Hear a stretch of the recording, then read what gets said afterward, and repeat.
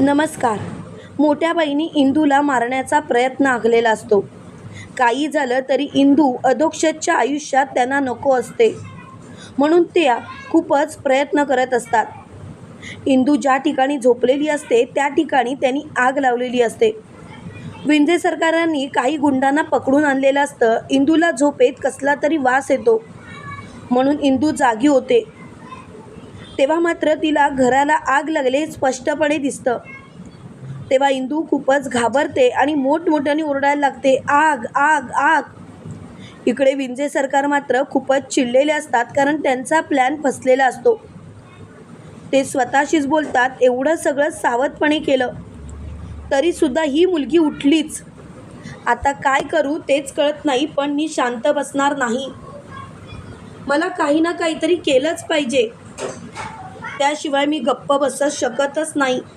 पण काय करू मलाच कळत नाही. तेवढ्यात मात्र तिथे अधोक्षज व्यंकू महाराजसुद्धा आलेले असतात. व्यंकू महाराज आणि अधोक्षज ती आग बघून खूपच घाबरतात आणि मोठ्याने ओरडतात, इंदू इंदू तू काळजी करू नकोस, आम्ही आलोय सगळेजण इथे, तुला काहीच होणार नाही. तेव्हा मात्र इंदू बोलते, व्यंकू महाराज मला बाहेर काढा ना प्लीज. तेव्हा लगेच अधोक्षज बोलतो, इंदू माझ्यावरती विश्वास ठेव, मी तुला काही होऊ देणार नाही, मी तुला बाहेर काढेनच. तेव्हा इंदू शांत होते. इकडे व्यंकू महाराज अधोक्षजला बोलतो, अधोक्षज प्लीज लवकरात लवकर इंदूला बाहेर काढ. तेवढ्या तिथे शकुंतलाबाई, नारायणीताई सगळेजण आलेले असतात. सगळेजण आग विझवण्याचा प्रयत्न करत असतात. थोडंफार यश त्यांना आलेलं असतं. तेवढ्यात अधोक्षज घरामध्ये शिरतो आणि त्यांनी तिथे झोपलेल्यांना सगळ्यांना बाहेर काढलेलं असतं. इंदूचा हात धरत त्यांनी तिला बाहेर आणलेलं असतं. तेव्हा मात्र इंदू अधोक्षजला मिठी मारते आणि अधोक्षजला बोलते, आदू खरंच थँक्यू. आदू तू माझ्यासाठी जे काही केलंस ते मी शब्दात नाही मांडू शकत. तेव्हा लगेच अधोक्षज बोलतो, इंदू काय बोलतीयस तू? इंदू खरंच मला तुझ्या बोलण्याचा त्रास होतोय. इंदू मला तुझं बोलणं सहन होत नाही आहे, प्लीज हे सर्व थांबव इंदू. तेव्हा मात्र इंदू मोठ्याने बोलते, पुरे झालं, मला आता कोणाचंच काही ऐकायचं नाही आणि खरं सांगायचं तर मला कोणाचं काहीच ऐकण्यात इंटरेस्ट नाही, प्लीज हे सर्व थांबवा. तेव्हा मात्र अधोक्षज खूपच चिडलेला असतो. अधोक्षज व्यंकू महाराजांना बोलतो, काका अरे या घराला आग लागलीच कशी काय? तेव्हा लगेच व्यंकू महाराज बोलतात, मी सुद्धा विचार करत होतो. तेवढ्या तिथे विंझे सरकार येतात. तेव्हा व्यंकू महाराजांची नजर विंझे सरकारांवरती पडते. तेव्हा लगेच विंझे सरकार व्यंकू महाराजांना बोलतात, व्यंकू महाराज तुम्ही माझ्याकडे असं का बघताय? व्यंकू महाराज प्लीज उगाच माझ्याकडे असं काहीतरी बघू नका, मी काही केलेलं नाही. तेव्हा लगेच व्यंकू महाराज म्हणतात, चोराच्या मनात चांदणं, मी कुठे तुम्हाला काही विचारलं की तुम्ही काही केलंयत म्हणून? तुम्ही काहीच केलं नाहीत मला माहिती आहे, पण तुम्ही स्वतःहून कबूल का करताय? मला तर याच गोष्टीचा त्रास होतोय. आता तर मला काय करावं तेच कळत नाही आहे.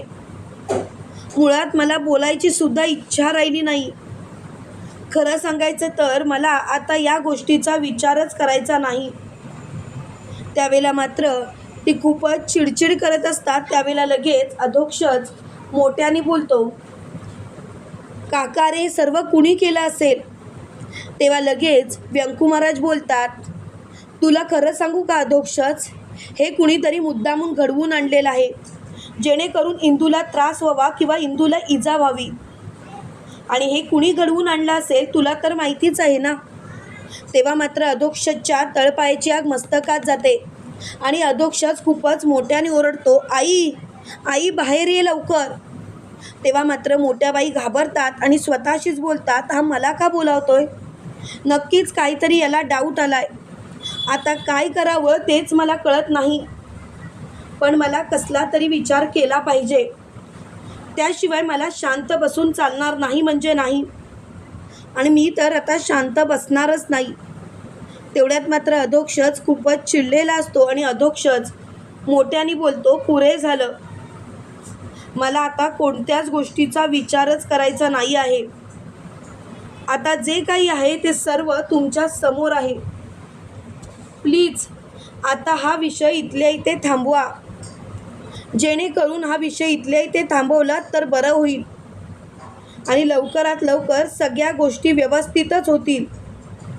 प्लीज हे सर्व थांबवा. तेव्हा लगेच इंदू बोलते, व्यंकू महाराज, हे कुणी केलंय ते आपल्याला शोधलं पाहिजे.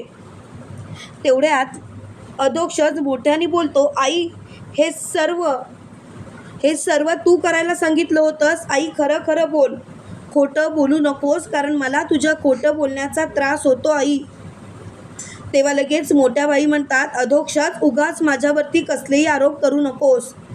तुला माहिती तरी आहे का मी हे सर्व करायला सांगितलं की नाही ते?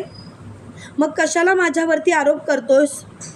अधोक्षज एक गोष्ट लक्षात ठेव, कितीही काही झालं तरीसुद्धा मी असला घाणेरडा खेळ खेळणारच नाही.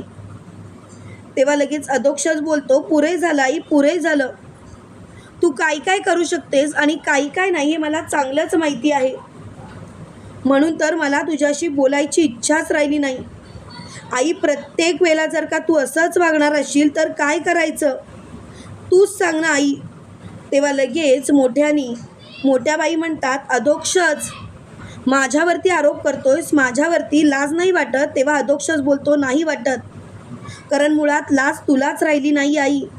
तू काय वागतेस काय नाही याचा विचारच तू करत नाहीस. मला खरंच तुझ्या या गोष्टीचा त्रास व्हायला लागलाय. प्लीज हे सर्व थांबव ना आई. तेव्हा मात्र मोठ्या बाई खूपच चिडलेल्या असतात. मोठ्या बाई म्हणतात, अधोक्षज इथे माझंच नाणं खोटं आहे तर मी काय बोलून उपयोग? अरे तूच माझ्यावरती संशय घेतोयस तर दुसऱ्यांकडून अपेक्षा तरी काय करणार? तेव्हा मात्र अधोक्षज चिडतो आणि मोठ्याने बोलतो, पुरे झालं आई. प्रत्येक वेळेला तुझ्या सगळ्या गोष्टींना पाठीशी घालण्याचं काम मी नाही करणार, कारण तू चुकतेस तरीसुद्धा तू ते मान्य करत नाहीस. तेव्हा लगेच मोठ्या बाई म्हणते, मी चुकतीये मी? अरे जरा स्वतःच्या मनाला विचार, तुझ्या आईने तुझ्यासाठी काय नाही केलं? दिवस रात्र एक केली आणि तुला मोठं केलं आणि तू म्हणतोस मी चुकतीये. तेव्हा लगेच अधोक्षज म्हणतो, झालं आई, प्रत्येक वेळेला या गोष्टीची तू जाणीव करून देत असतेस, पण खरं सांगू का आई, तुला या गोष्टीची जाणीव करून द्यायची गरजच नाही आणि मुळात मला या विषयावरती काही एक बोलायचं नाही. प्लीज हा विषय थांबवा. तेव्हा लगेच मोठ्या बाई अधोक्षजला बोलतात, अधोक्षज आज मात्र तू स्वतःच्याच आईला खाली मान घालायला लावलीस. अधोक्षज या गोष्टीसाठी मी तुला कधीच माफ करणार नाही. तेव्हा लगेच अधोक्षज बोलतो, आई खरं तर मान तू खाली घालायला लावलीस. तुला कळतंय का आई तू काय वागलीस ते? अगं जरा तरी विचार कर आई. तेव्हा लगेच मोठ्या बाई बोलतात, मी काही चुकीचं वागलेली नाही, मी जे काही वागली ते योग्यच वागली. आता ज्याला माझ्यावरती विश्वास ठेवायचा आहे त्याने ठेवा आणि ज्याला नाही ठेवायचं त्याचा मी अजिबात विचार करणार नाही. तुम्हाला काय वाटतं मित्रांनो, खरोखर मोठ्या बाईंचं खरं रूप अधोक्षज समोर येताच अधोक्षज काय करेल कमेंट करून नक्की कळवा. आणि असेच मालिकेंचे नवनवीन अपडेट पाहण्यासाठी व्हिडिओला लाईक आणि चॅनलला सबस्क्राईब करायला विसरू नका.